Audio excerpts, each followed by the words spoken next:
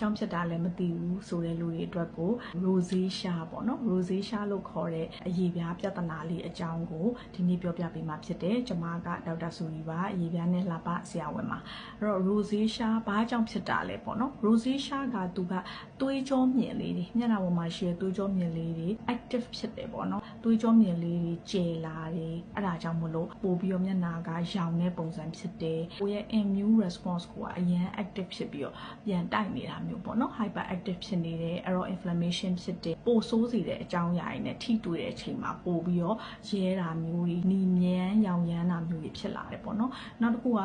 ပိုးကောင်လေးတွေ Demodex လို့ခေါ်တဲ့ပိုးကောင်လေးတွေကဒီမျက်နှာပေါ်မှာပို့ပြီးတော့ပေါက်ပွားလာတာမျိုးတွေကြောင့်လည်းဖြစ်တတ်တယ်barrier ပေါ့နော်ရေပြားရဲ့ skin barrier ကလည်းမကောင်းဘူးဆိုလို့ရှိရင်တော့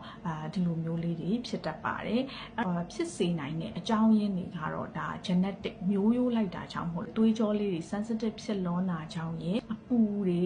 နေနဲ့ထိတွေ့တာမျိုးတွေအဲ့ဒါတွေကြောင့်လည်းပို့ပြီးတော့ဆိုးတာမျိုးတွေဖြစ်တတ်တယ်နောက်ပြီးပူလွန်းဆက်လွန်းတဲ့အစားအသောက်တွေစားပြီးရင်လည်းဖြစ်တတ်ပါတယ်အဲ့တော့ alcohol တောက်ပြီးတဲ့အချိန်မျိုးဆိုရင်လည်းဖြစ်တတ်သလို stress များရင်လည်းဖြစ်တတ်ပါတယ်အဲ့တော့လောက်ရမယ့်ဟာလေးတွေပေါ့နော်ကိုလုံးလို့ရတဲ့ဟာလေးဆိုရင် gentle cleanser လေးသုံးပေးလို့ရတယ် sunscreen ကတော့နေ့စဉ်သုံးပေးရမယ်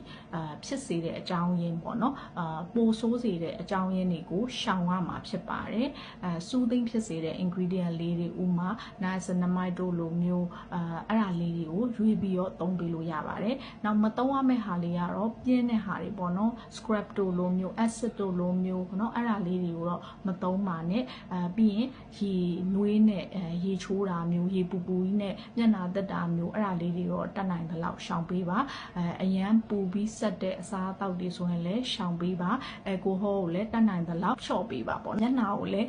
အရန်ကြီးအပူငွေးဟတ်တာမျိုးတွေတိတ်မလုပ်ပါနဲ့ဥမာတချို့က steam room ဆောင်းနာဝင်တာမျိုးတွေတတ်နိုင်သလောက်လျှော့ပေးပါเนาะ treatment အနေနဲ့ဆိုလို့ရှိရင်ဘာတွေလုပ်လို့ရလဲဆိုရင်ဒါကတော့ဆရာဝန်နဲ့ပြပြီးမှလုပ်တဲ့ treatment မျိုးပေါ့เนาะအဲ့တော့ metronidazole လိုမျိုးနောက်ပြီး azelaic acid တို့လိုမျိုးကိုသုံးပေးလို့ရတယ်။တောက်ဆိတ်အနေနဲ့ကတော့ doxycycline သုံးလို့ရတယ်။ဒါပေမဲ့ဒါတွေကဆရာဝန်နဲ့တွေ့ပြီးမှ